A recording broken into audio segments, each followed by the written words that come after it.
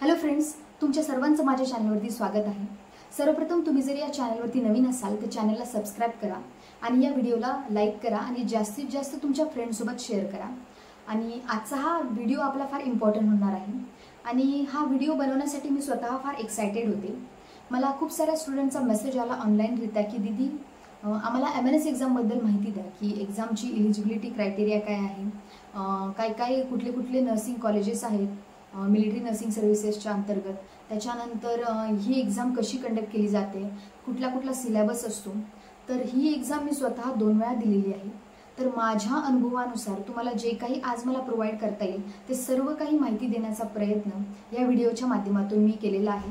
तर हा व्हिडिओ संपूर्णपणे शेवटपर्यंत नक्की पहा। तर सगळ्यात आधी आपण जाणून घेऊया एमएनएस बद्दल।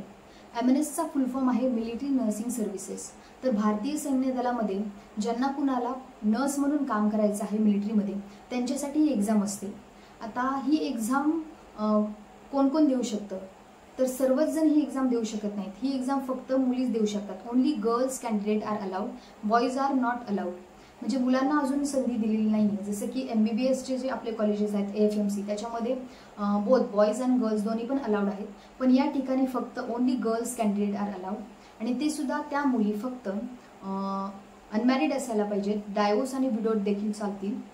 एलिजिबिलिटी क्रायटेरिया जर पाहिला तर तुम्ही 12th सायन्स या स्ट्रीममधून पासआउट असायला पाहिजे विथ फिजिक्स, केमिस्ट्री आणि बायोलॉजी। आणि तुम्हाला तुमच्या 12वीच्या एक्झाममध्ये 50% मार्क्स पाहिजेत इन इंग्लिश।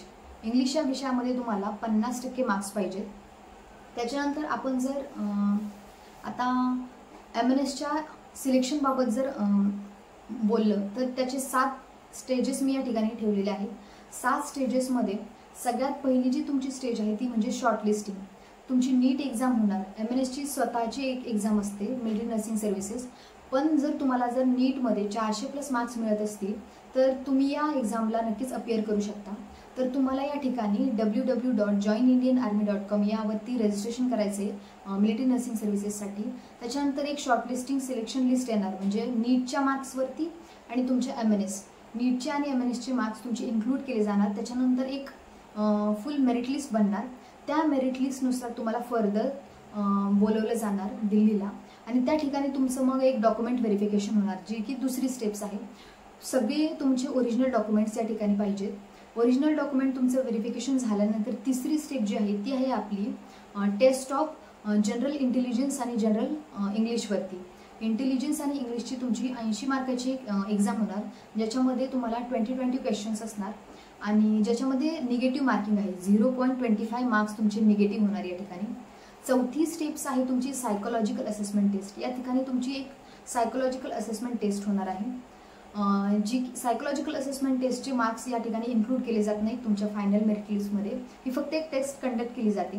त्याच्यानंतर तुमचा इंटरव्ह्यू होणार आणि हा सगळ्यात मोठा स्केरी पार्ट असतो या मिलिटरी नर्सिंग सर्व्हिसेसचा, ज्याच्यामध्ये तुमचं GK जनरल नॉलेज विचारलं जाणार, करंट अफेअर असेल, या सगळ्यांबाबतीत तुम्हाला माहिती विचारली जाणार आणि फेस टू फेस तुमचा इंटरव्ह्यू होणार की तुम्हाला मिलिटरीमध्ये ॲज अ नर्स म्हणून काय काम करायचं आहे किंवा तुमची कुणी तुम्हाला या ठिकाणी प्रेफरन्स दिला, या सगळ्या बाबतीत तुम्हाला माहिती त्या ठिकाणी विचारली जाणार। तर त्याची एक चांगल्या प्रकारची तयारी तुम्हाला करावी लागणार। जी आपली 6वी स्टेप आहे ती म्हणजे मेडिकल टेस्ट। आता या ठिकाणी मेडिकल टेस्टमध्ये तुमचं सगळ्या प्रकारचं overall head to body medical examination होणार।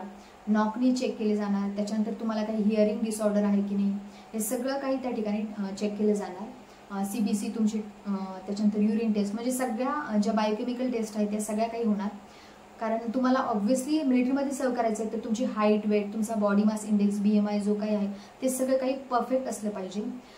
तुमची हाईट जी आहे मुलींमध्ये 152 सेंटीमीटर ही असली पाहिजे आणि जे हिली एरियातले आहेत जसं की उत्तराखंड असेल, ईस्टर्न साईडचे, त्यांच्यासाठी कन्सेशन असतं हाईटमध्ये, त्यांच्यासाठी 147 इतकी सेंटीमीटर हाईट आहे, तर ते देखील अप्लाय करू शकतात। आणि 7वी स्टेप जी आहे ती म्हणजे तुमचं कॉलेज सिलेक्शन। फायनली तुम्हाला तुमच्या मार्क्सनुसार मिलिटरी नर्सिंग सर्व्हिसेसचे कॉलेज अलॉट होणार।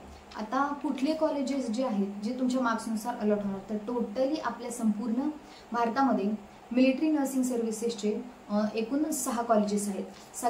त्याच्यामध्ये सगळ्यात टॉपला जे आपले कॉलेज आहे ते आहे कॉलेज ऑफ नर्सिंग FMC, जे की पुण्यामध्ये स्थित आहे आणि या कॉलेजची इंटेक कॅपॅसिटी जी आहे ती 40 सीट आहे या कॉलेजची. म्हणजे टोटल पूर्ण आपल्या भारतामध्ये 6 आहेत कॉलेज आणि 220 सीट आहेत संपूर्ण भारतामध्ये. म्हणजे विचार करू शकता की कॉम्पिटिशन कुठल्या लेवलचं आहे या एक्झामसाठी. MOHSची university college of nursing FMC Pune या ठिकाणी येते.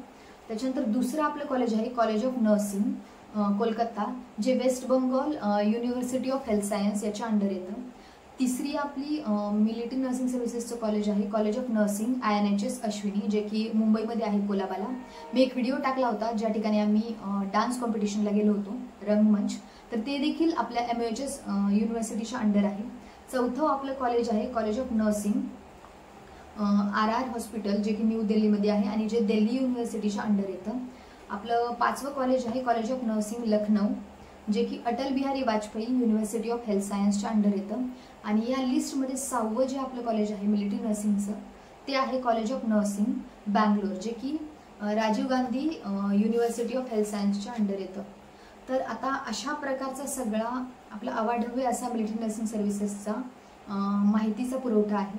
आणि मिलिटरी नर्सिंग सर्व्हिसेसमध्ये मुलींसाठी फार मोठी गोल्डन अपॉर्च्युनिटी आहे, कारण मुलांना अजूनपर्यंत या ठिकाणी या क्षेत्रामध्ये रिक्रूट केलेलं नाही आहे. तर मुलींनी याचा नक्कीच फायदा घ्यायचा आहे आणि ज्यांना कुणाला नीट एक्झाममध्ये 400+ मार्क्स आहेत ते नक्कीच मिलिटरी नर्सिंग सर्व्हिसेसला अप्लाय करू शकतात.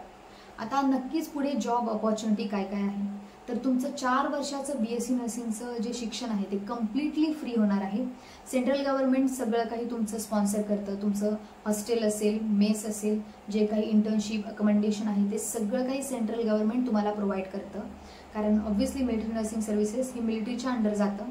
तर याच्यामध्ये तुम्हाला जॉब अपॉर्च्युनिटी फ्युचर 4 वर्षाचा डिग्री कोर्स केल्यानंतर एक बॉन्ड तुम्ही लिहून देता मिलिटरी नर्सिंग सर्व्हिसेस म्हणजे मिलिटरीला अंडर, आणि तुम्ही मिलिटरीमध्येच ॲज अ लेफ्टनंट म्हणून जॉईन करता. तुमची स्टार्टिंग सॅलरी 80,000पासून ते 2 लाखपर्यंत वाढते पुढे. ग्रेड Aचा हा जॉब आहे. तुम्ही लेफ्टनंट म्हणून मिलिटरीमध्ये काम करता, आर्मी असेल, नेव्ही असेल किंवा एअर. तर मित्रांनो, आजच्या व्हिडिओमध्ये मी तुम्हाला संपूर्णपणे गाईड करण्याचा प्रयत्न केलेला आहे. जेवढी काही मिलिटरी नर्सिंग सर्व्हिसेसची माहिती मला प्राप्त होती ती सगळी मी तुम्हाला पुरवण्याचा प्रयत्न केलेला आहे. जर तुम्हाला काही शंका असतील, तुमच्या काही डाऊट्स असतील तर ते तुम्ही कमेंट सेक्शनमध्ये लिहू शकता. नक्कीच मी ते सॉल्व्ह करण्याचा प्रयत्न करेल. हा व्हिडिओ जास्तीत जास्त तुमच्या फ्रेंड्सपर्यंत शेअर करा, जेणेकरून त्यांनाही मदत होईल. आणि इंस्टाग्रामवरती मला फॉलो करायला विसरू नका, खाली मी त्याची लिंक दिलेली आहे. तोपर्यंत नमस्कार.